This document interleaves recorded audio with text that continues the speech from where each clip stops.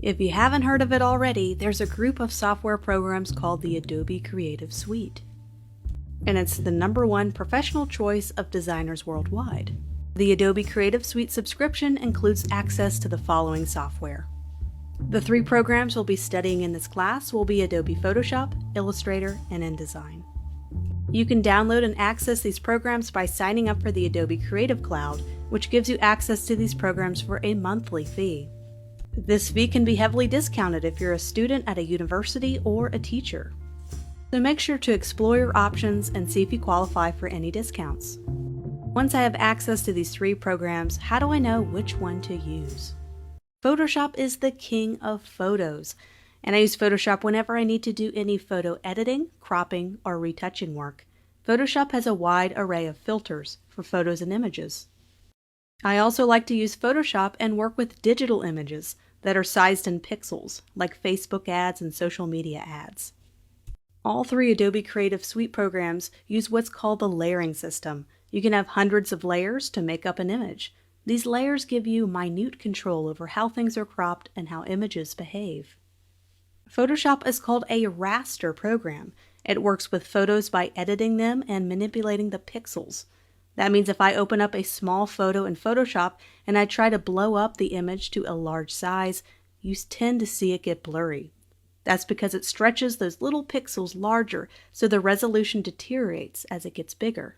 That's why Photoshop is great for working with photos and raster images. But when you're wanting to develop logos or things that need to remain in vector, I like to switch over to Adobe Illustrator. That's because it's a vector program. That program draws lines and circles and shapes using equations. So that means if I make this circle really large for a very large banner or poster size, it doesn't lose any of the quality or its resolution. I love Illustrator. Between the 3 main design programs I use, I spend the majority of my design time using Adobe Illustrator, and that's because of its vector environment. I do all of my logo design work in Illustrator as well. I could take my logo and make it large or small without any resolution issues. Also, the powerful pen tool in Illustrator. I'm able to create custom intricate shapes that are essential for logo design and any other symbol or icon design. I also do a lot of my print pieces in Illustrator as well, as it's easy to export with bleed and all the extra things that printers like to see in large format printing, like banners, flyers, posters, and more. Really, the only limitation of Adobe Illustrator is its lack of photo editing support, but that's why we have our trusty Photoshop, which I can use to edit photos in Photoshop and simply import them to Illustrator when I'm ready to use them. So what about Adobe InDesign? Whenever you have multiple page documents, maybe 4 pages or more, I suggest creating a document in InDesign. InDesign is used mostly to build publications like flipbooks, magazines, digital PDF documents, and more. And it gives you more control over paragraphs and larger blocks of copy.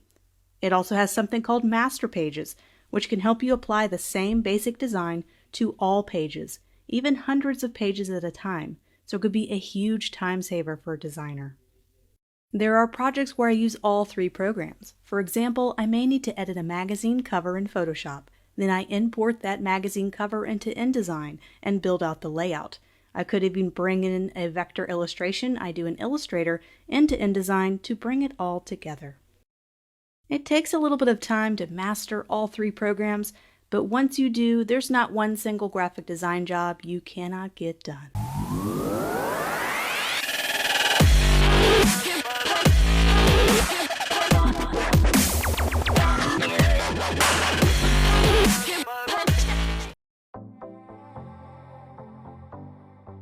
Welcome to Adobe Photoshop. As you can see, this is the latest version available on the Adobe Creative Cloud. Updates to the software are free each year for those who have a subscription to the Adobe Creative Cloud. For those students who do not have an Adobe subscription, I get asked this question a lot. Can I use older versions of the software for this class? And my short answer is absolutely. There is no reason that having software that's a little older should stop you from creating wonderful design work and projects. The next few lessons of this course are for those who are brand new to Photoshop, or maybe you've only opened it a few times and played around with it, or those who want to start at the very basic level. For those already a little comfortable with the basic interface and tools of Photoshop, Feel free to move through these lessons quickly or skip them. There are going to be some really awesome up-to-date tools that may not be available to you if you have older versions, and I'll try to mention those throughout this course, what those tools might be. All versions of Photoshop have the same basic elements, so let's go ahead and get started by opening up a new document and learning those basic tools. We are in Adobe Photoshop. And I had some lessons here last year, and I wanted to take a moment to take some student feedback and rework the whole first hour of the Photoshop section, because I wanted to make sure I went slow enough for those who have never been in Adobe Photoshop before. So we're going to spend a few extra lessons, a few extra minutes, talking about some very vital tools like how layers work, how the type tool works, and just getting more familiar with the overall workspace. If you're brand new to Adobe Photoshop, I highly encourage you to watch the next couple lessons as we set up our workspace. So here we are at the very beginning home screen. We're going to go ahead and open up a basic document and get started getting to know some of the tools. So I'm going to go down to Create New. Just going to click on Create New Document, and you're going to always have this New Document box pop up, and it's going to be able to give you a chance to input the sizes. You can do inches, pixels, centimeters, millimeters. There's a lot of different measurements you can use depending on where you are in the world. I'm in the United States. I use inches a lot for printed documents, and I use pixels for digital documents.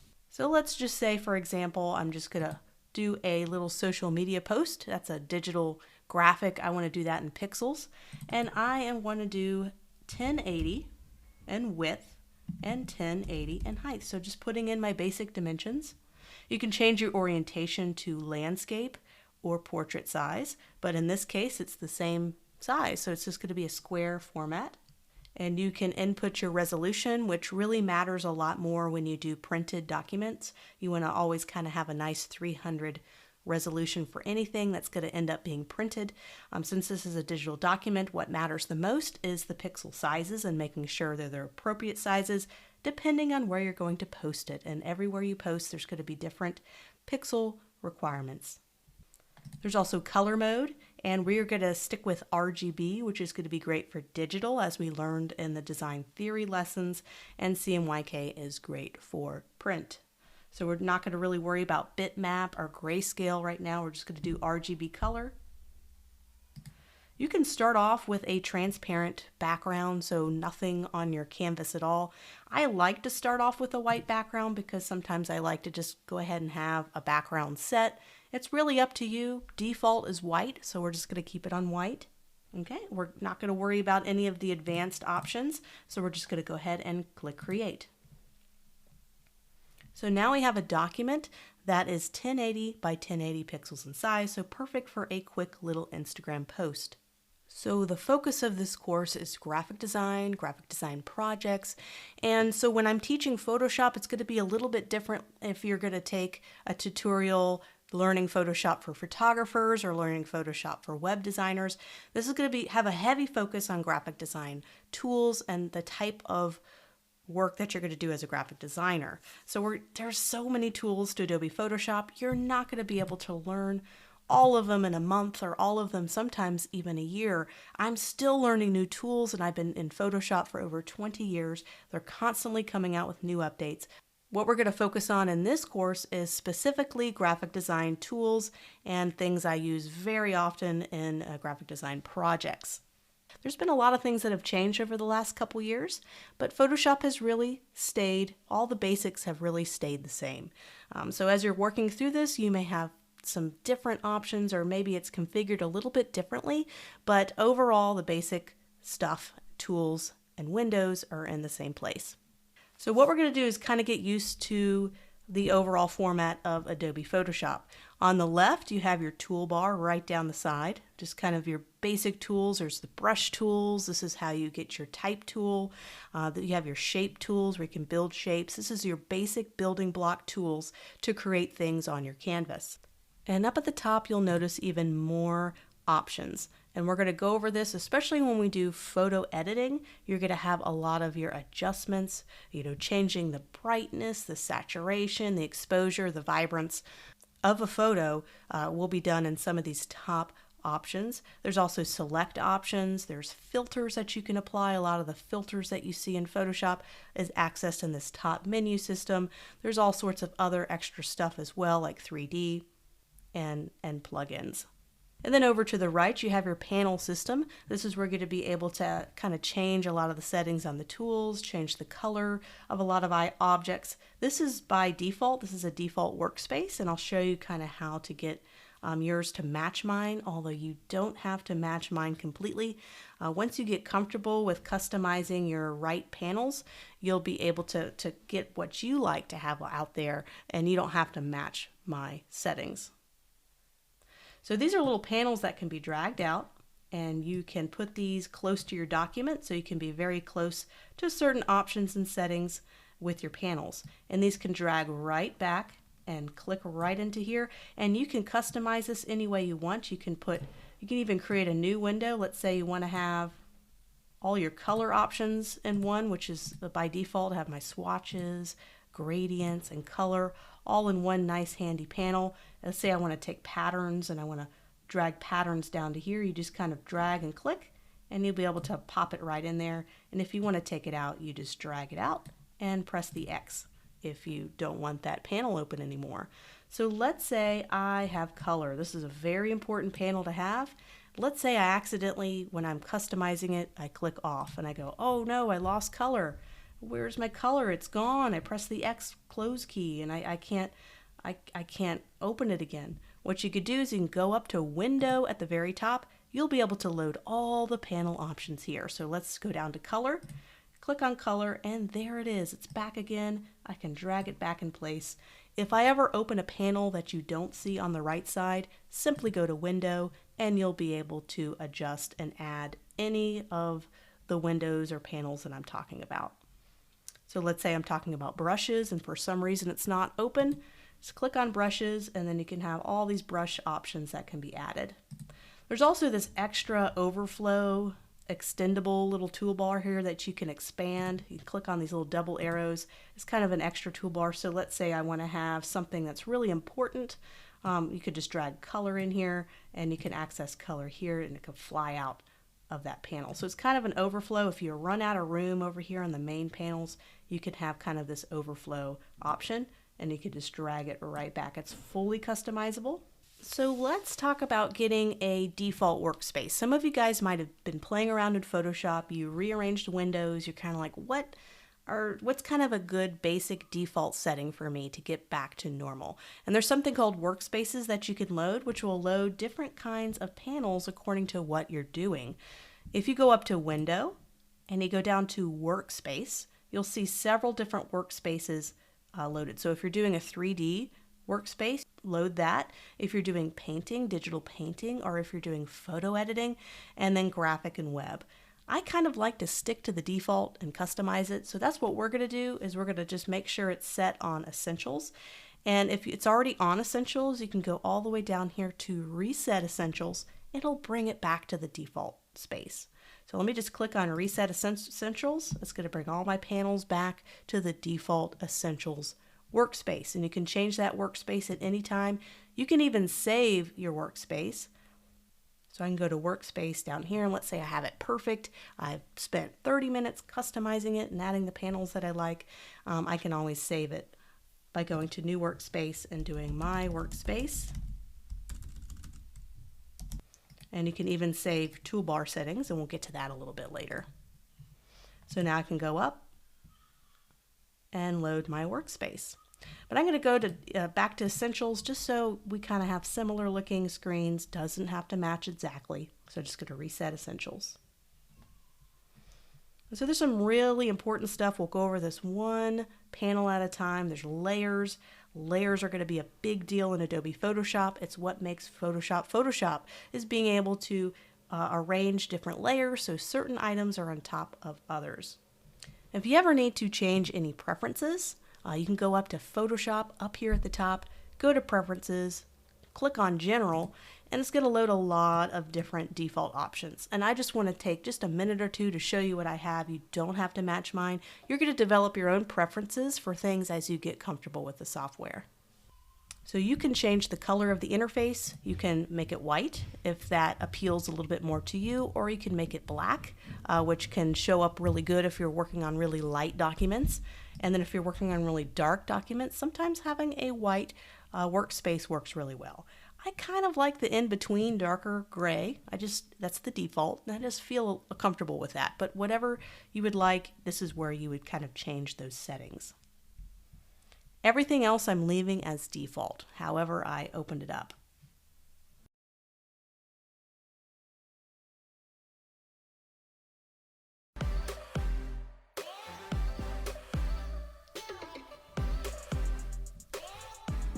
Hopefully you're not overwhelmed. We're going to be going over all these tools and panels over and over and over again as we work on projects throughout the course. You're going to, don't feel like you have to master each thing I go over here in a minute. Just take your time and we're going to go over it. I'm going to repeat a lot of things just to kind of be able to help you slowly move through everything and learn it. So what I've done is I've developed something a little bit new to teach Photoshop. I have not taught Photoshop this way before, but I do teach Adobe Illustrator, which is the next software we're going to learn, using a worksheet where we're going to have certain shapes we're going to recreate. We're going to recreate lots of different things using this worksheet. It's a great practice test run so that you can do everything along with me and you can feel like you can do it step by step. So I developed this Photoshop document. You can download it right here in the Photoshop section or the Photoshop folder of the downloadable resources, and you'll be able to open it up and see what you're seeing right now. I've opened up the Photoshop Student Worksheet.psd. And PSD is the file name that is used for any Photoshop file. So go ahead and double click that, open it up. We're going to start in the upper left-hand corner and slowly work our way through the document. So I want to zoom in. There's no way I can read some of this text. I really want to zoom in. I have a laptop that has a trackpad that I can take my 2 fingers and easily zoom in and out. But some of you guys don't have trackpads. But if you do have a trackpad, you can zoom in and out by pinching your 2 fingers in and out. It's very helpful. But if you just have a mouse and keyboard, you can always go right down here to this section where you can manually type in and zoom in. So right now it's at 54% view. If I were to type in 100%, this would show 100% view of the document. This is just like Microsoft Word and other programs. I think 100% works really well. What's great about this bottom area is you can see the document size as well. If you look down here, it's a 4,000 pixels by 5,000 pixels document at a 300 resolution. So it's kind of nice to be able to glance and see how big a photo is when you open it, when you look down in this area. So now that I have it typed in, just typed in 100 and press enter, I was able to zoom in. So let's go ahead and start. I'm just going to go all the way up to the top. You can either, I'm using my trackpad to kind of move around. But if you just had a mouse and a keyboard, you can just slide this up and down or slide this across to be able to kind of find and orient your position in the document. So using basic shape tools. So I'm going to go to our toolbar for this. We're going to go all the way down here. You see a little kind of a square. You're going to go ahead and click anything that has this little triangle at the bottom right. You're going to go ahead and click and hold, and you're going to get a drop-down menu. You're going to get more menu options. And we're going to go all the way down to the ellipse tool, and this is how you're going to be able to create circles. So I have the ellipse tool circled, and some students I've noticed have problems with certain tools not showing up on their toolbar. If you ever have this issue, go down to these 3 little dots right down here at the bottom. It says Edit Toolbar, and hold and just do Edit Toolbar. It's going to have this extra drop-down menu. And you can restore defaults if you want to restore to the default. Somehow you accidentally moved a tool or a tool got off the toolbar and got deleted. You can just restore your defaults. So with our circle tool selected, I want to make an imperfect oval. So that's going to be easy. I'm just going to click and drag and try to match this shape. So I'm going to click somewhere up here, click and drag, and I'm going to be able to make an imperfect oval. And I could take these transform controls and bring it down if I want to make it match that gray area perfectly. So let's kind of make it match, kind of make sure everything is over that gray area. So we were able to recreate that simple oval. So let's say I want to move this object around. So we're going to get what's called the Move tool, which is right up here, and there is a keyboard shortcut for this, which is V that you can press. But I like to kind of go up here when I'm first learning and click on the tool manually. So I clicked on the Move tool, and now I can click on my object and I can move it around anywhere I want, just clicking on the Move tool. And what I want to do is I want to be able to transform this oval. Maybe I want to make it a little bit longer. I just want to change the shape. How do I do that? I'm not seeing any kind of transform controls. So by default, Photoshop usually has this unchecked, but I love to be able to check it because it helps me out so much to be able to transform my shapes. So go up to the top and click on Show Transform Controls. Now all of a sudden you'll have this box with these little anchor points on it. And it's going to give us a chance to be able to change and scale our object easier. It's also, if I go to the corners, I can also rotate it as well. So make sure when you have the Move tool selected that you have Show Transform Controls checked. This is going to help us when we want to make objects bigger to match the gray areas. So we have a layer here. If you go down into our layer system, I'm going to go ahead and bring this out. This is what we have here. If you ever want to know what is on your layer, I like to toggle visibility on and off. See this little eyeball icon? If you click it on and off, you'll be able to kind of see what's on your layer. So I'm going to have that toggled back on, and I'm going to call this oval. It's really nice to be able to name your layer so you don't get lost. So that is my oval layer. So what I want to do, if I want to create the next shape, I want to be able to create a new layer so that I can move these independently. If I didn't, let's say I went ahead and I wanted to create this next circle, and I create it, they're on the same layer now. So now if I take the Move tool, they're like connected, and I can't really move them independently, and I want to be able to do that. So let's create a fresh new layer. So I'm going to go down here to create a new layer. It's going to be a little addition sign. So create a new layer, and we're going to call this circle. And now we can get our ellipse tool and be able to create a simple circle. But I want the circle to be perfect, not imperfect. So there's a little trick. So let's say I don't do the trick and I just try to match this circle. Well, I can get kind of close, but it's not perfect.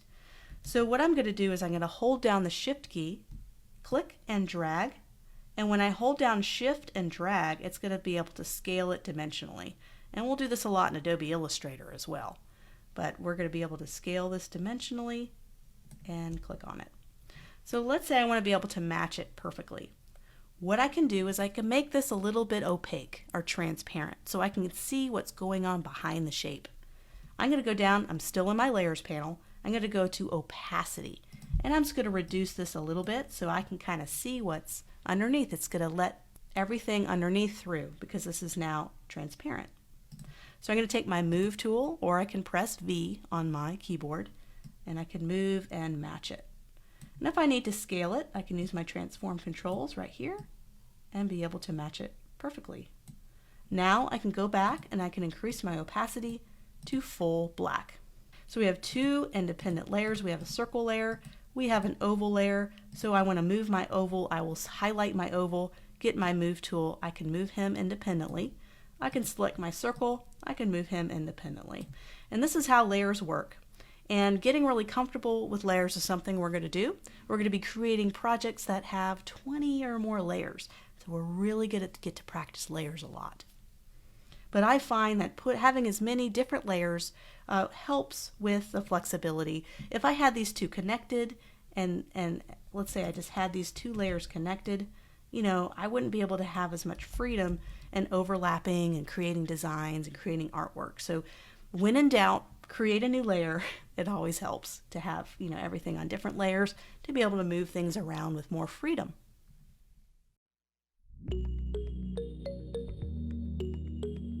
So let's move on in our document. So now we've created solid shapes. Now we're going to create shapes with just a stroke. So it's clear on the inside and a stroke on the outside.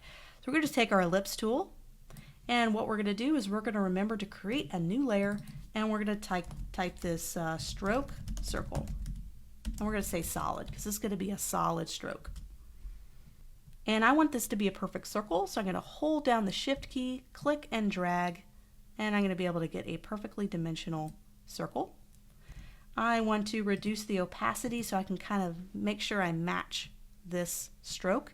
And I'm going to go ahead and move this. Just get the move tool, move it over. So now what I want to do is I want to be able to make this is a solid fill. I want to turn it into a stroke. And there's something that's really, really important. This is a very important panel. It's called the Properties panel. And this is going to contain so many things that you can change, like fonts, colors of objects, and then you can even do stroke on here too. So this is the Properties panel. I'm going to bring this out so you can take a look at it. This is Properties panel. So with this selected, I have our circle selected. I'm going to go down here to there's a Appearance panel within this Properties panel, and it's going to have a fill, which is going to change the color of our fill, and also a stroke, which is going to add a little bit of a stroke. So let's say I add a blue stroke, and there's a stroke. So let me change the width or thickness of the stroke, just like that. And we'll do this again in Adobe Illustrator and the next software. This is kind of repeatable stuff, so don't feel worried if you're not getting all this. We're going to repeat it over and over and over again. So now let's say, okay, so let me go ahead and make this 100%, just in my Layers panel, just making this 100% opacity. So here we are. I want to punch that orange stuff out. I want that to be clear. I just want to see the stroke. So what we're going to do is we're going to go to our fill, which is this orange color or whatever color I want to make it. And I can go up here to null. This is called null or no color. And a little stripe has this little red kind of diagonal line across a white box. We're going to go ahead and click that, and it's going to create, basically make it nothing. So there's no fill. No fill, and then we have a stroke. And we can just change our stroke thickness to make it match a little bit better. And that's how you create a stroke. So I can go ahead and take my transform controls, hold down Shift, and drag. There we go. Just kind of trying to match that as best as I can. I'm going to press Enter, and there we go. We can always get our Move tool, move this independently, and we have our stroke. So now we want to do the same thing, but we want to add these dots instead of a solid line. So what we're going to do, let me go ahead and drag these out here so we can kind of see, have more screen. I'm going to duplicate this, and there's several ways to duplicate a layer. You could do the traditional kind of longer way, and you can right click. This is our layer. You can always toggle visibility to see which one it is. You can right click and duplicate layer, and it'll create a duplicate. Just click on OK, and it created a copy. So now I have two of these floating around, and I can go over here and add the dots. Or there is a couple of shortcuts. You can hold down the Option key or the Alt key if you are in a Windows, and the Option key is if you're in a Mac. And you can hold down that button, then click and drag, and you're able to create a duplicate. So it's just kind of a quicker way to create a duplicate. I do this over and over again in future lessons. You're going to probably get sick of me talking about it, but it's a great extra quick way to duplicate instead of having to right click and duplicate or do just a copy and paste of the layer. So let's try that again. So I'm going to have this selected, hold down Option key or Alt key if you're on a Windows. I have that selected. I'm going to click and drag and release, and I have a little duplicate here. So now that we have the duplicate, let's go back into our Properties panel, and we're going to pull up Properties panel a lot, so it's nice to keep that handy. And I'm going to go to Stroke, and I'm going to go down to this Extra Options panel, and I'm just going to make it dots instead of a solid stroke. And now I can change the size, and it'll add more dot density around it. That's a pretty close match. You don't have to be perfect with this one. And we can even do our transform controls if we need to kind of move it around a little bit. You press Enter. Let's move on. Let's go down here to the scaling shapes and using rounded corners. So anytime we create a new shape, if we want to be able to move it independently, we need to create a new layer. So I'm going to go down here. I'm going to go ahead and click on New Layer. So I have a new layer. This will be square. So let's go over here to our Shapes tool. We had it on the Ellipse tool. So let's just click, hold, and get a Rectangle tool. And let's change the color here before. So you notice how we changed it in our Properties panel when we selected an object. We can change it up here as well, and either way works. You can change your options here, or you can change it in the Properties panel. when you have an object selected. But we haven't created our object yet. So let's go up on the top and go ahead and set our colors. So let's say I don't want any of these recently used colors. This will load any colors I've used in the last couple of projects. I want to be able to pick on the hue slider, which we covered in the design theory lessons. To be able to load the hue slider, you're going to click right here on color picker, and it's going to load our little hue cube. So you have all of these different colors. Here's your hue and here's your saturation. You know, we covered this a little bit in those lessons. So let's say I want to make it blue. So I'm going to slide my hue slider all the way up to the blue hue. Oh, maybe look a little more blue. Make it nice and highly saturated. And I'm going to click on OK. And it right now has a stroke. I don't want a stroke. I want to turn strokes off. So select stroke and make sure it's on null. So no stroke and a blue fill. Now we'll be able to create our rectangle. So let's go ahead and hold down Shift. And we already created our new layer. If we didn't create a new layer, it would put it on one of these other layers and we won't have them as separate objects. So now I'm on a square layer, click, hold, drag, and I have a square. I'm going to take my move tool and I can click anywhere off. Let's say I want to click on this and I want to click anywhere off to deselect it. Just click anywhere off the artboard or on other objects to kind of deselect it. Let's say I want to click on something and automatically select that object I click on. If you notice that your Photoshop is not doing that, there's an option here called Auto Select. Make sure it's selected. If you unclicked Auto Select and I try to click on any of these layers, it's going to continue to select the layer that's selected. So you have to manually select the layer to move it. I like to be able to have Auto Select on to be able to click and drag and not have to select the layer and drag. But there are instances when you have a lot of things happening on your screen where turning Auto Select is nice because then you can move the shape anywhere you want no matter where you click and you don't accidentally click something else. Don't worry, we'll be using that a lot in the future. So I have Auto Select on. So I went ahead and clicked my shape, so now I can move it around. I want to hold down Option and drag to create a copy. And I can scale this. So you see the transformed controls is clicked. So now I have this option to scale it. So what I'm doing is I'm just taking this transform box and moving it bigger and bigger and bigger. And that's it. I can select my move tool. I can deselect. And I can select it again if I want. And I'll hold down Option and drag. Or I can do it the long way. Right click, duplicate layer. When I duplicate layer, I don't have to create a new layer because it just automatically creates the layer. Move it over here. We're just going to slowly scale this bigger and bigger. And then hold down Option and drag again. And so now I want to do rounded corners. So I'm going to make this a little bit opaque. Just in my layers. I'm going to go up to the corner and I'm going to be able to click and drag this corner. And it's going to do all of them at the same time. Just keep continuing to drag, drag, drag until it matches it. You can at any time click these and make them bigger. Once again, we'll be going over a lot of these in Adobe Illustrator as well because it's got a very similar function. Okay, so let's say we want to have more dramatic corners.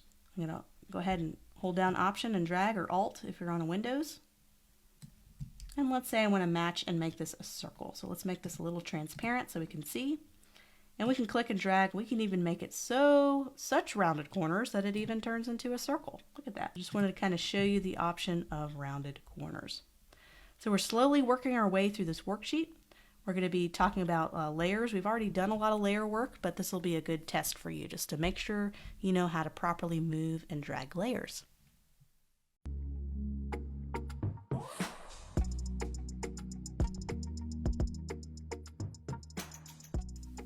Let's get our triangle tool. So we go down to our shapes tool. Let's select the triangle tool and let's hold down Shift, click and drag to create a perfectly scaled triangle. Let's get our move tool and move it into place. And I'm going to go use my transform controls to be able to scale it. So I would like to create a duplicate. I'm going to do it the long way this time. I'm going to right click triangle and I'm going to right click and make a duplicate layer. And I created a duplicate layer. I have the move tool selected and I can drag it out. So now what I want to do is I want to be able to rotate this so it's basically flipped around. So I can click on the rotate. It's going to give me a degrees of how many degrees I'm rotating it. So let's say I want to just rotate it right here. And let's say that's not really perfect, is it? I would really love to rotate this perfectly. So let's go back. And I can hold down the Shift key before I click and drag or rotate. And it's going to click in these perfect little even numbers. All the way down here. So let's make these different colors so that we know kind of which one is which. So I'm here in my appearance panel. I have my layer selected. I'm going to double click blue and make it orange. And go ahead and click on my document to unselect. So there we go. We have two different layers. I can click and move these around. So what I'm going to do is I'm going to take both of these, and you can also select your layers right here.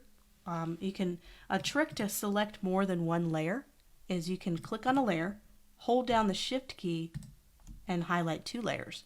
Or I have this one selected. I can hold down the Shift key, click up here and click, and it'll select more than one. Just kind of a little trick to be able to select more than one layer. So let me select triangle 2. I guess we'll call this blue triangle. And call this red or orange triangle. So I can select one, hold down Shift, select 2.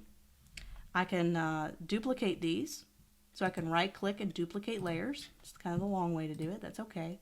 It made a copy of both. With the Move tool selected and these copies selected, I'm going to drag it down. We're going to change it so it's switched around.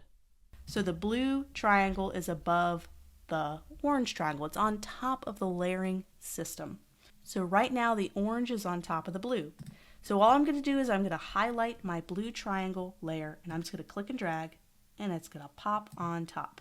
And now it's on the top of the layering system. And we can also drag it back down below. So lots of easy ways to kind of get layers on top of each other.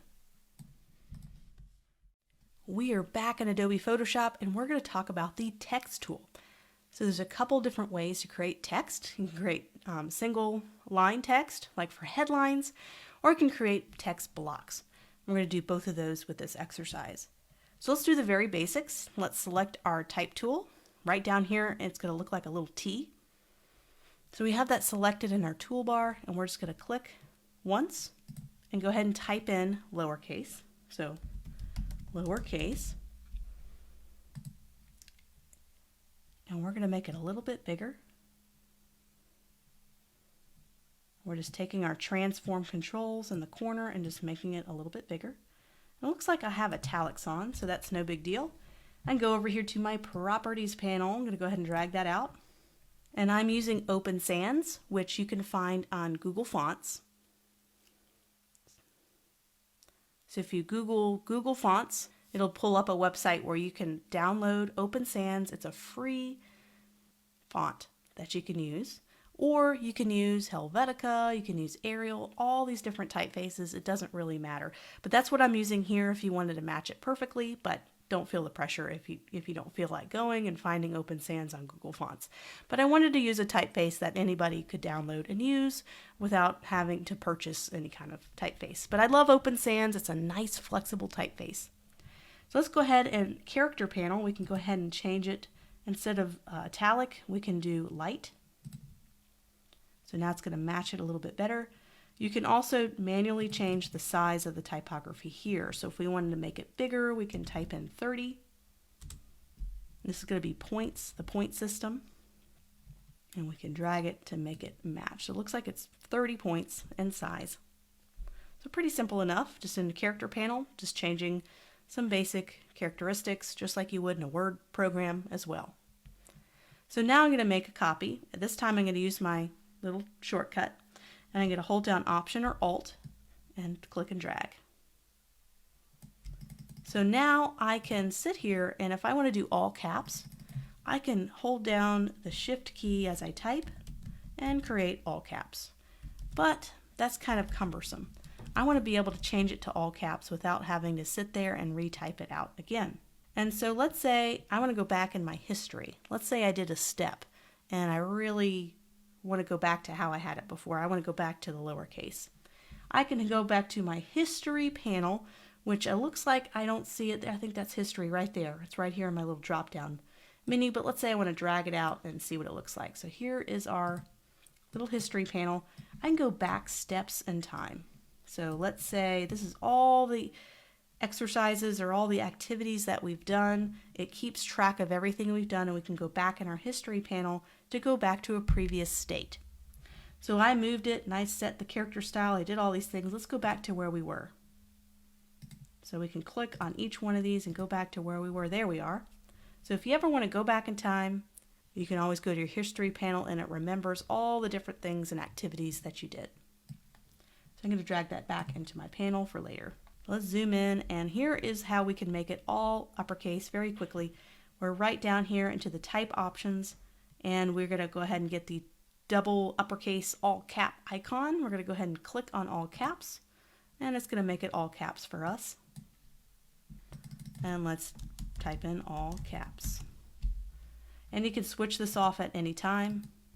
We can toggle this on and off, and it just makes it a lot easier to do headlines without having to retype everything in all caps yourself. Just type it in and in all caps.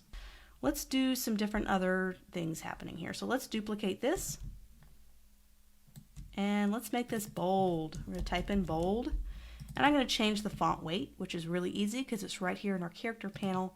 And you just go down to bold. And this is also the spacing. It's called tracking. It's the spacing between characters. We talked a lot about this in the theory lessons. This is where you would change it, your tracking, and we just set it to default 0, which is the default spacing between characters. If you want to make it tighter, you can do a negative. So let's do like a -50 to do it tighter, or even tighter, we can do a -100. This is really going to make a really compact type. Or you can make it real wide spacing and do a +200. You can manually type in your number. So let's say I want more than 200. You can type in 800, and you could go beyond 200. You're not stuck with just 200. You can manually type in much bigger numbers to get more dramatic spacing. And once again, all this stuff we're going to be doing over and over again, so don't feel like you have to master everything I'm talking about right now. Just do the basic shapes and get comfortable with layers and the shapes and the move tool. So let's do a -100, or let me do a -75. I can take my move tool, click off, and there's our little bold. Looks like I might have done this at a -25. That might be what I did for this, but just kind of tweaking. You don't have to match this perfectly. We're just practicing. So we've already kind of done this next one. Let's type in wide, and we can just make this wide. Let's do 100. Oh, there it is. 400. I have it labeled there for myself. So let's type it in manually. And now we have that matched. So that's great. You just click once and you're able to type, and you create this great kind of headline typography. But let's say I want to create a paragraph like this, and I want to be able to easily change the shape of that paragraph. So let's say I take our type tool, I click once, and let me take all caps off, just going to my type options, doing lowercase, and getting my tracking back to 0. I am going to type right here, and let's say I want to have a line break. I would have to, nothing's going to stop me. I can keep typing over and over, and there's no box for it to go to the next line. So I have to press return or enter and just do it manually, which is fine if you're going to do a 1-sentence headline. That's okay. But I want to be able to have a bounding box for my type. So let's do that, something a little bit different. So instead of clicking once and just typing stuff, we're just going to do a slight tweak, and we're going to get our type tool. We're going to click once and continue to click. So we're clicking and holding and dragging. That's all we're doing. And now we've been able to create a bounding box for our paragraph. So let's get everything back to normal. And there's kind of a nice spacing and kerning and all that stuff between all of the sentences. So let's say instead of me typing in gobbledygook, I'd like to go ahead and load some default random text. There's a little trick that you can do. So what I'm going to do is I'm going to go up to type, And I'm going to do paste lorem ipsum. So lorem ipsum is Latin. It's just like random Latin words, a kind of a random paragraph that you can paste in there. So let's do paste lorem ipsum, and it's going to paste a bunch of dummy text that we can use to play with. So what we did, I've got my move tool. So now look, we created this box. And what's great about this is it automatically does line breaks for me and creates a bounding box. So what I can do is I can select the type tool, have the type tool selected, select our object, and you're going to see these dotted lines. That's going to give you a chance to expand this out, to make it bigger. Let's move our properties panel over. So you can make it longer, you can make it like a short column, and it's absolutely great for being able to work and create all this without having to sit there and manually create line breaks. So we can change the spacing between the lines. Right now it's kind of a default, it looks really nice, but let's say we want to add more spacing or we want to contract it more. So we have our move tool selected. We're going to select our entire box here. I'm going to double click. Anytime you want to edit text in a newer version of Photoshop, you just have to double click any kind of text box and it'll highlight it all. It's kind of nice. So with everything highlighted, I want to go down to my character panel and I want to change, let's say I want to make it bigger, 16 leading.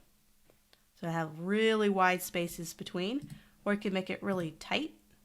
We can also change our type size here, so we can make it a little bit smaller. Let's do like an even 6. So lots of different ways, and we'll do a lot of this a little bit later, especially we don't really work with large blocks of copy like this or large blocks of text in Photoshop as much. I use Photoshop mostly for photo editing and putting together some really short social media posts, so I don't really have tons and tons of text I'm working with in Photoshop, but I wanted to let you know it is possible to manage and create paragraph boxes in Photoshop, and we'll do a lot more of that in Adobe Illustrator, and even more we'll work with really large blocks of copy in Adobe InDesign, which is really designed for lots of big long paragraphs. So anytime you want to edit a size, make sure this is the trick. You can select the move tool and you're like, well, I can move it, I can make it bigger, smaller, but to change the actual text container you got to select the text type tool, and then it'll give you that dotted line. That's kind of tricky. It took me a little bit of time to realize I had to do that. And there is the trick. Just click the move tool. We can deselect. Just click somewhere outside on our artboard, and we can go ahead and move on to the next one. Here's another layer challenge I missed. Let's go ahead and create these 3 circles. And we'll do that in the next video.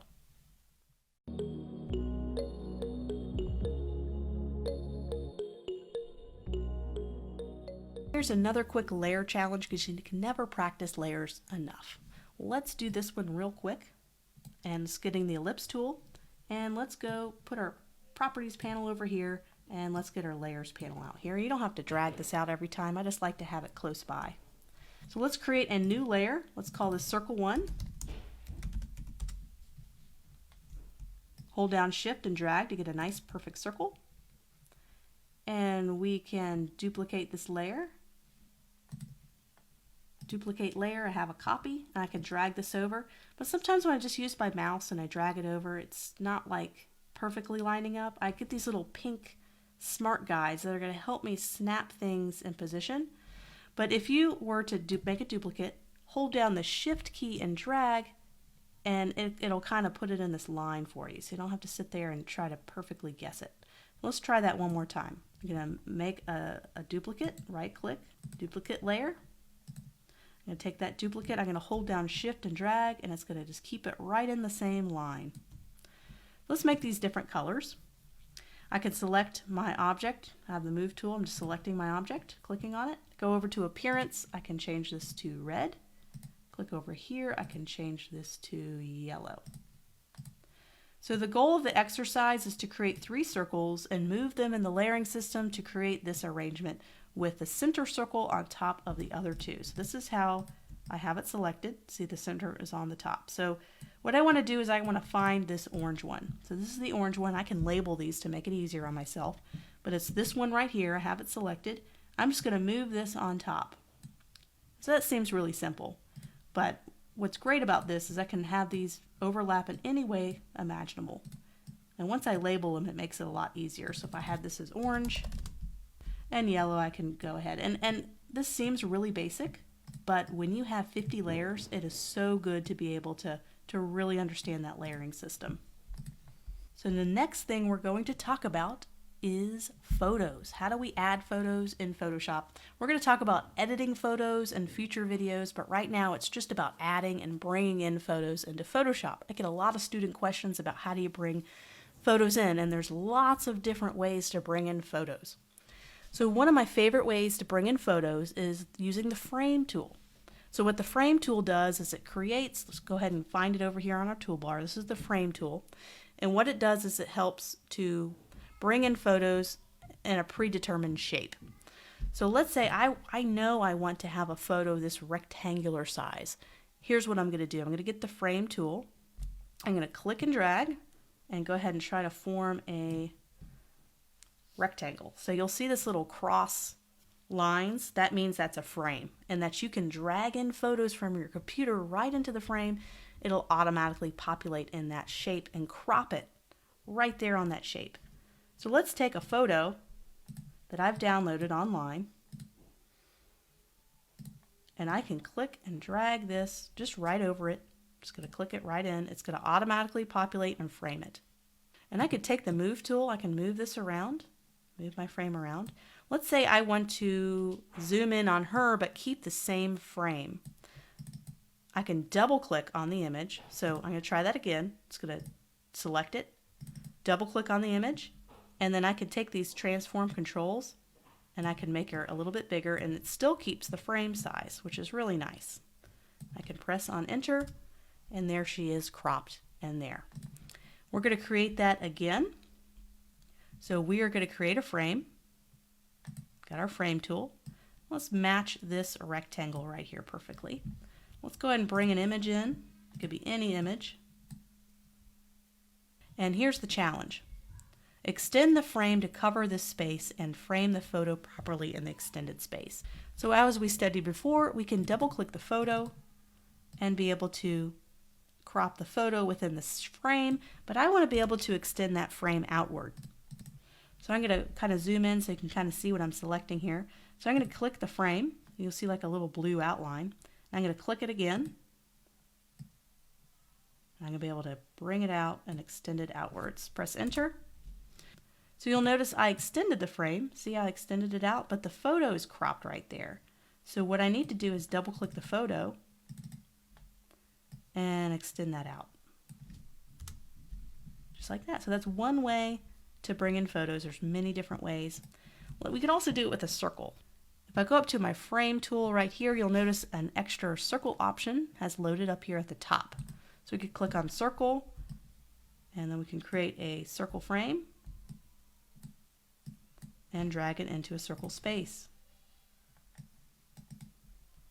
We could double click the photo to move the photo around, maybe crop it, get the move tool, get those transform controls. That's how you get the transform controls, as you go to the move tool, and then I press enter. Or if I want to change the frame, I just select the frame and bring it out. There's other ways to add photos. I'm going to show you really quickly. You can go to File, New. I'm just going to create a new document. I'm just going to create what we already had. Go down to Create. I can do a file place. So this is another way to bring in photos. You go to File. You're going to go down to Place Embedded. And we're going to be able to place an embedded photo. And it'll just bring it in. Press enter. And we have a separate photo layer that you can make a little bit bigger, and it works really well. That's one way to do it. There's another way I like to do it. You can drag a photo right in there without a container. So let's say we're in here and I can just drag it right in. You don't have to have a frame. You do not have to have a frame, but what it's going to do is it's going to bring it in at like a full resolution. So you just have to take it and then scale it how you like to. So a couple different ways to bring in photos. You could just drag them right in. You can drag them into a frame, whatever you'd like to do. So next thing we're going to do is the brush tool. We're going to do brush tool work later on when we talk about layering masks, and that's a couple other more intermediate kind of tools. So let's go ahead and get started with the brush tool.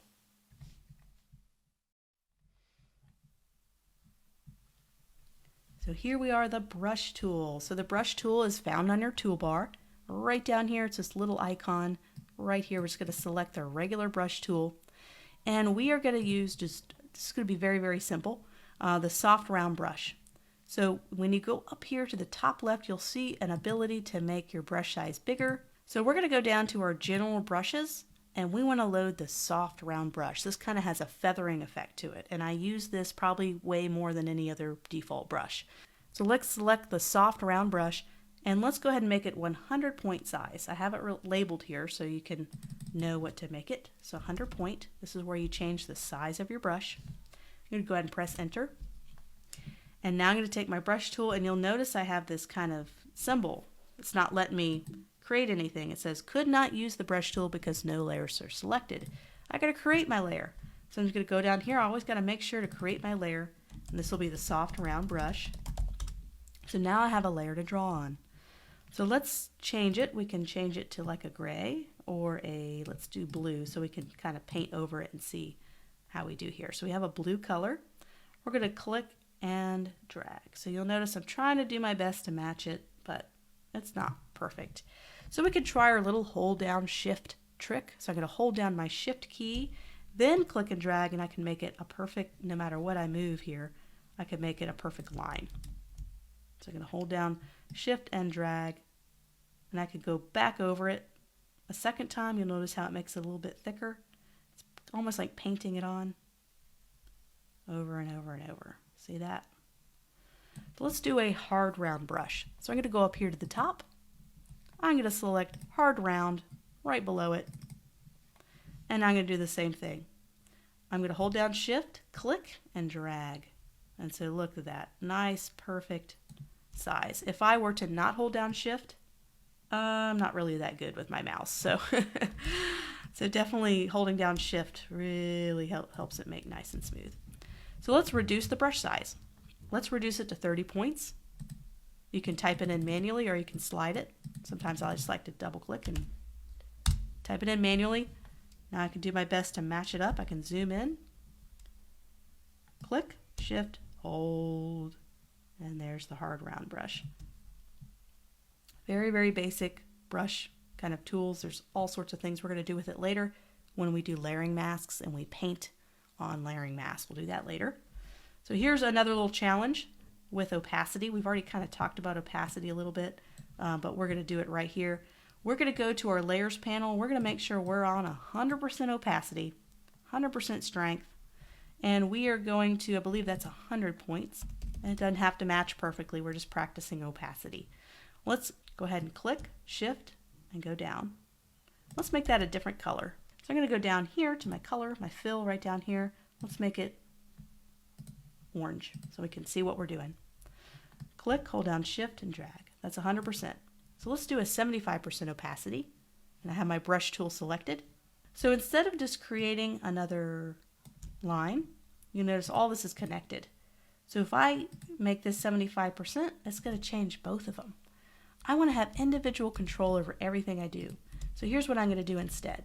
I'm going to create a new layer. And now this is going to be an independent layer that I can change. And there we go. It's all independent. Make a new layer. And definitely name yours. Sometimes I have so many layers, it's too long to rename stuff, but I highly encourage you to name your layers if you want to take the time. Some people are lazy, like myself. That's okay. Create a new layer, click, hold, and that'll be 25. That kind of helps you remember to create a new layer with each new thing you do, especially when you're changing different opacities. You don't want them to all be connected. Sometimes you want them all to be connected. You can just keep it all on the same layer. So we did the worksheet. There's only one little thing we have left as an extra challenge, and we're going to do that next. This is the very, very, very basics of Adobe Photoshop. This is great if you're brand new to Adobe Photoshop. Hopefully you got used to the layering system and just creating basic shapes and using the type tool. We're going to take what we've learned in the last 20 to 30 minutes and we're going to do the challenge right here It's a challenge. We're going to create a simple social media post, and we're going to put a headline on top of a photo, and I'm even going to make it a little bit more complicated and throw in a couple shapes too. It's going to really help us practice that layering system. And then after that, we're going to start to tackle some pretty cool projects in Photoshop. So we're going to be able to go over these same tools over and over again with repetition so that you don't feel afraid that you have to master this before moving on. Just keep moving through those lessons, and you're going to get really familiar with this just through repetition and practice and time.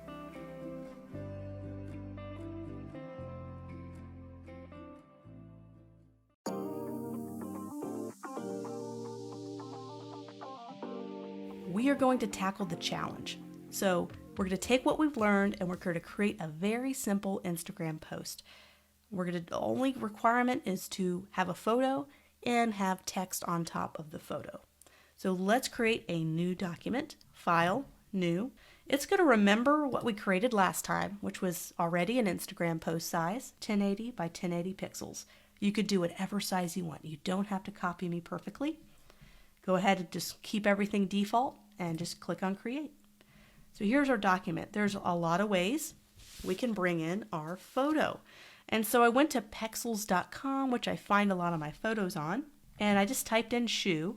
I wanted to do a quick little shoe post that said 20% off or some kind of advertising for a shoe. This is something we can quickly practice our layer system with. So I went ahead and downloaded this photo. It's by Melvin Buzo. Photographers will sometimes remove photos from Pexels. This is a free website. I love to find Pexels.com. I love to find photos. You're going to get really sick of me talking about it because I talk about it all the time. A lot of the photos I use for projects are found on Pexels.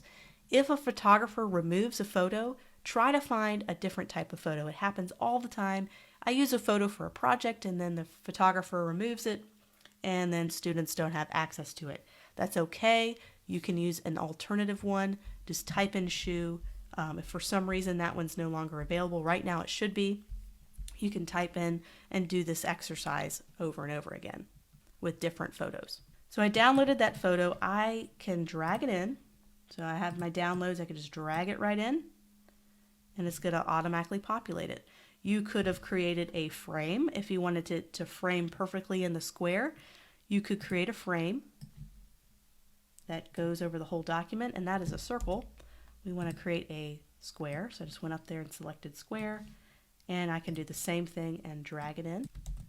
So I can double click and I can move and frame this how I want. So I get the move tool, so I can get my transform box. That move tool is handy for that.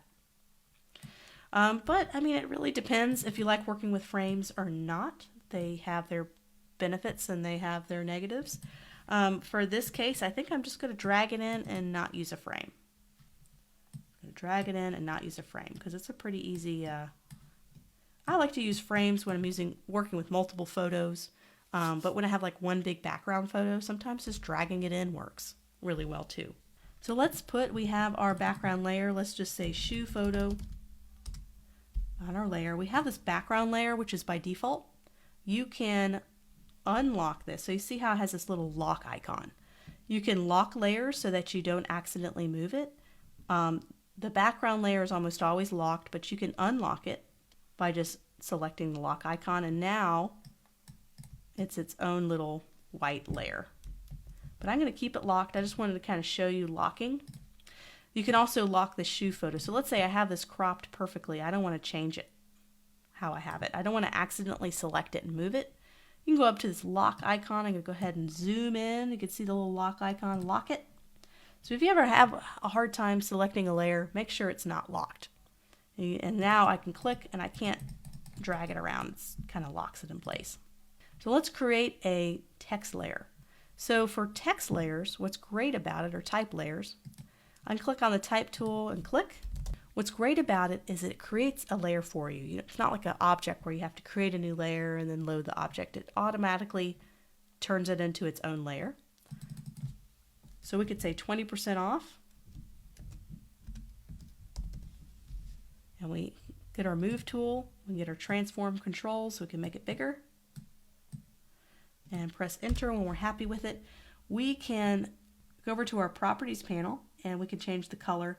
And if you want to try to get the eyedropper tool and sample this yellow, because I like to bring out colors in photos and tie them all together to create a theme. So I'm going to double click this color swatch on my properties panel, and if I have this color picker that pops up, I can go outside of this color picker and then automatically it's going to give me an eyedropper tool to sample a color. So I'm going to go down here and sample a yellow color. That might be a little dark, so I have to kind of test out and make sure it's going to be visible enough.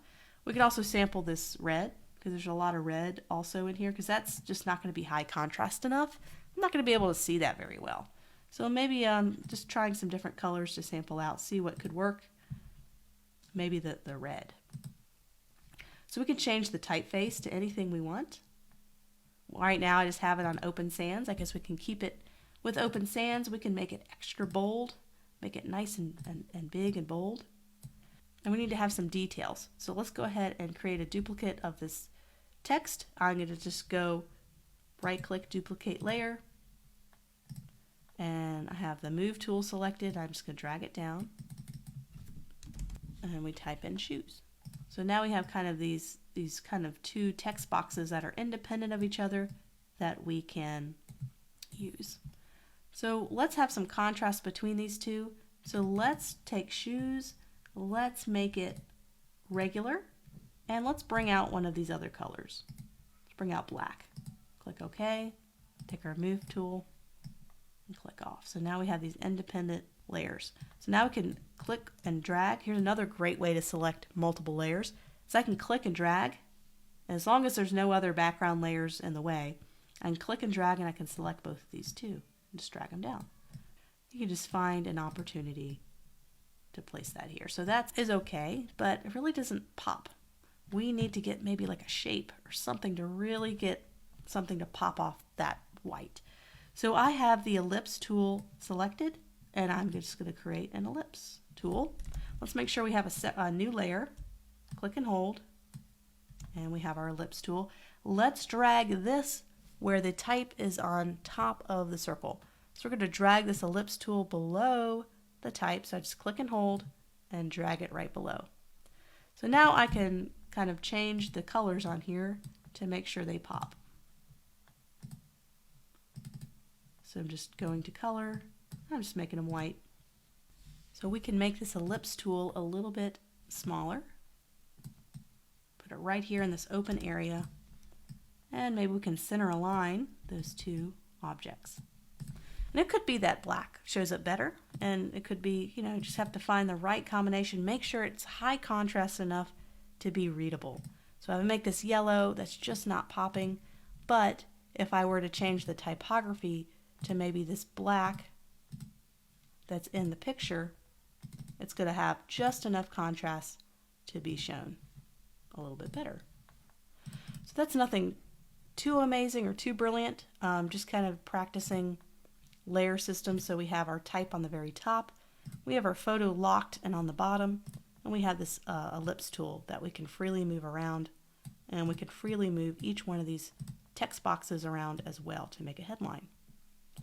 So let's go a little bit more detailed and do another little small image.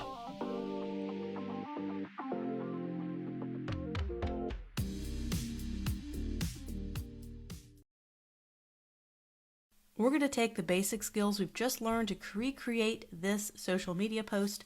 It's just a simple image. There are two text boxes here and a colored background. So this is what we're going to be creating right now.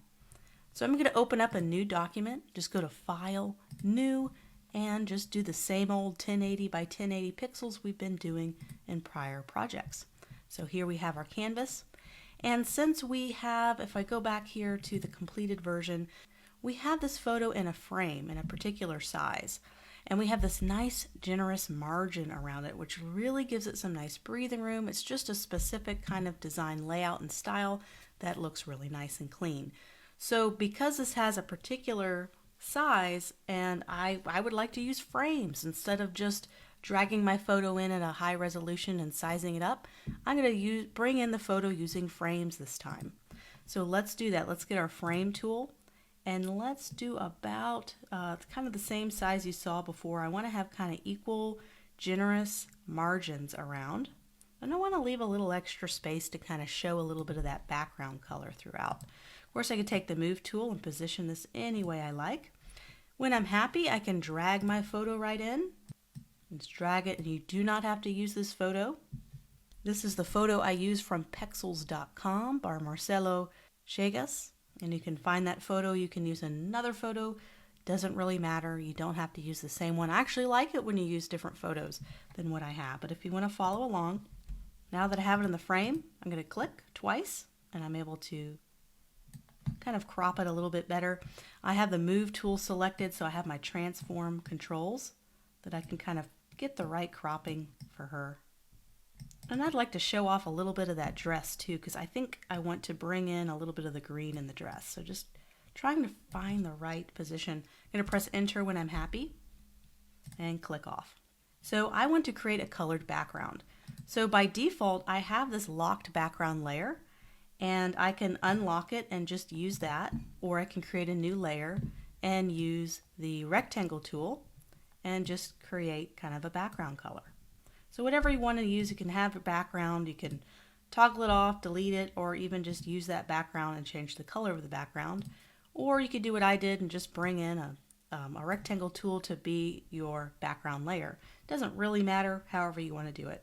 So now that I've created and used a rectangle tool, I have the ability to easily change the color. I'm going to go over here to the special area where I can get my hue cube out, and I can select any color. So any of these colors are going to work okay, but what I like to do is find inspiration from the photos themselves. So I'm just going to go out here, get that eyedropper tool. It's going to automatically kind of load for you, and we can select different colors and then click OK to see what we think works well. So what I'd like to do is we could bring out the green like that, and so we're kind of playing off the green in her shirt. We can also play off of let me go ahead and get my color back here, off kind of some of her skin tones as well. So kind of some medium, not highlight, not shadow, but just something kind of in the middle.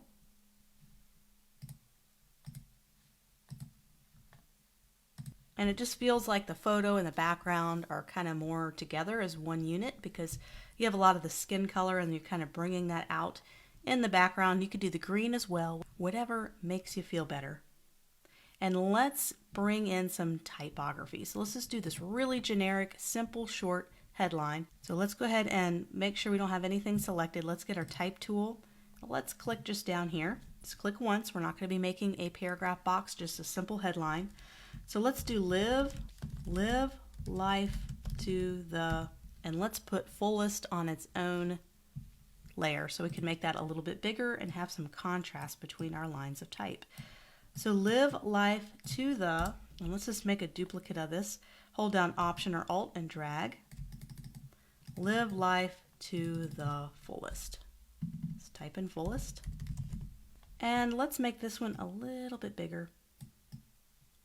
And just kind of arrange this. What I like to do sometimes when I have this kind of specific design style where I have these nice generous margins and nice clean lines, what I also like to do is push the boundary of the typography a little bit, maybe push it outside the box. So you're kind of creating this nice, interesting tension in the design. So now what I want to do is let's do some all caps here. Let's definitely do it to this larger one. I want to try to differentiate these two different lines of type so they just read really well together, and there's contrast and there's interesting things happening between the two lines of type. So let's go to our properties panel, and sometimes you have to scroll down to find the all caps option. So all caps for that, and let's also do all caps for this one as well. We could find other ways to add contrast here by maybe changing the weight of the live life to the fullest or live life to the. That's not as important or interesting as fullest. Like that's our big word of the headline. So let's maybe lighten the font weight here. So let's double click this, highlight it, and let's go to properties. We have to go right back up here, and let's do maybe a semi-bold perhaps. Get my move tool, just kind of click off, and there we go. So we can arrange these, and I kind of like, we could do this perfect left alignment, but it's always a little interesting to kind of have go down and to the right. Just kind of reads really nicely. And something that can make it a little elegant is adding some spacing between the characters or changing our tracking. So right now this is default at, let's see what this is. This is 0 right over here in our properties panel. Let's maybe make that 200 and make this a little bit smaller. This adds a little spacing and interesting looks to that. So I'm going to press enter here, and let's say I want to nudge it right over to the edge here. I can take my arrow keys on my keyboard to just do some slight nudging of any layer. So if I want to kind of bring that E over and I don't feel like having to move it over with my mouse, I can just do my little right arrow key and it just nudges it just a little bit. That's great for making little minor adjustments. It's using those arrow keys on your keyboard, just a little trick. And kind of the popular thing to do is kind of bringing these really big words and headlines to the very edge of the document. It's just a style thing that's popular these days. You do not have to do that. I've just noticed a lot with social media posts. I did a design trends for 2021 on social media posts, which you can watch that lesson if you're a part of this course at the end of the class. And we do some really cool trend work with social media posts, like using outlined typography instead of the solid fill typography that's been kind of really popular. And so we put together really cool projects toward the end of the course. So we have our typography at the very top of the layering system. If we had these at the bottom below the background, you would not see them, but we can drag these on the very top so that they are on the top. We have a couple layers. We have the type layers. We have a photo here within a frame. If you ever want to remove a photo from a frame, so this isn't a frame, we don't want the frame, we just want the full photo unframed. Click on this little thumbnail, right click it, remove frame from layer. So it's going to remove the frame, it's going to make it a full photo again. Or you can go back into your history panel, go back one step to get it back to how you had it. So to kind of use that history panel if you want to check out how something looks. And if you don't like it, you can go back in your history one step and you don't have to sit there and reframe it all over again if you didn't like how it looked. So now I can unlock that and make it any other color that I'd like to make it. If I want to tweak the color, maybe do the green. Super, super simple arrangement of layers. We used frames, but you don't have to use frames to bring in photos all the time. They just really help with getting them into a predetermined size.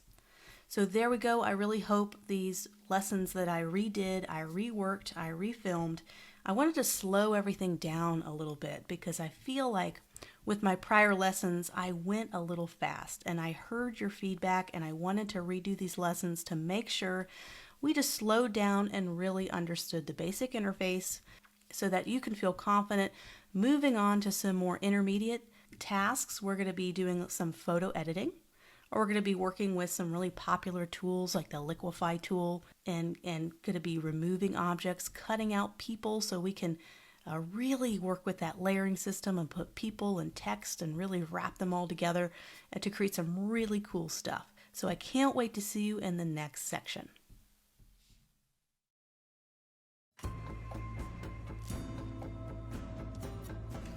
Before we move on to the photo editing section, I wanted to address a lot of student concerns and questions about certain editing options being grayed out in the menu system.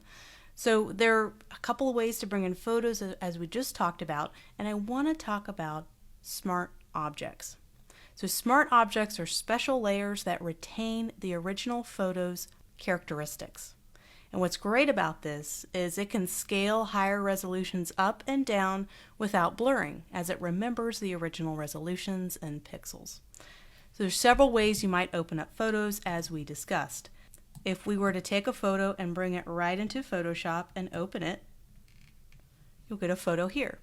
And you'll notice that the background layer is locked. That's easy. We can double click it and click on OK and unlock that layer. Now we have the ability to edit that photo. We can go up to Image, Adjustments, and we can do all of our different adjustments layer, which is what we're going to talk about in the next lesson. But a lot of students have had the concern that a couple of these are grayed out, and they're not able to really apply a lot of the effects and edit the photo or cut any kind of objects out. That's because they have smart objects on. And so I dragged the photo in and it opened up as a regular layer. If I were to open up a new document like we were doing in the previous lessons, and I can drag a photo in. If I drag a photo into a document that's already open, and I press enter, you'll notice it is called a smart object. See this little icon down here? That means we're going to go over this a couple more times in the course. It's a smart object, and so it retains everything about the photo. So I can make it really small, press enter, and I can make the photo really big again, and it retains that high resolution. It never really loses it. It doesn't pixelate. If I were to take the image that I just opened up directly as a new image, I just went like this and dragged it in. I didn't put it into an already existing document. Brought this into Photoshop. You'll notice it doesn't bring it in as a smart object. If I were to scale this really, really tiny, press enter, and I were to blow it back up again, you'll notice it didn't remember the pixels. It doesn't retain any of the original image's dimensions or characteristics. So it gets really blurry. So you can see why having smart objects on when you're not sure the final size of your photo is really nice. So if I go over here and I have this as a smart object thumbnail, you can always tell because of that little icon. I go to image, and let's say I want to start to do some photo editing, which we're going to be talking about this. You'll notice a lot of these are grayed out. That's because some of these adjustments cannot be applied to smart object layers. So to fix this problem, and you're happy with the final size of this photo, you can always right-click any smart object layer, and you can rasterize the layer. And when you rasterize the layer, you remove the smart object abilities. But this means you can have a few more options that are not grayed out. So now you notice all of a sudden when I right-clicked and rasterized the layer and no longer made it a smart object, I can do more things to it. But smart objects have their place, especially when you want to scale up and down images. I felt like I just wanted to include this extra lesson to kind of go through that so you didn't get confused when I start doing photo editing and maybe you dragged your photo right into an already existing document and it made it a smart object. So let's say you want to make an image a smart object. So let's go ahead and practice. Let's right click, let's rasterize the layer. This is just a regular layer. Let's say I want to make it a smart object and for some reason the photo doesn't have that little icon, it's not a smart object. I want to right click and I want to be able to convert to smart object. So now it's a smart object. I'm free to make it small and I'm free to make it big, and it retains all that original pixel data and resolution data. So that's what smart objects are for.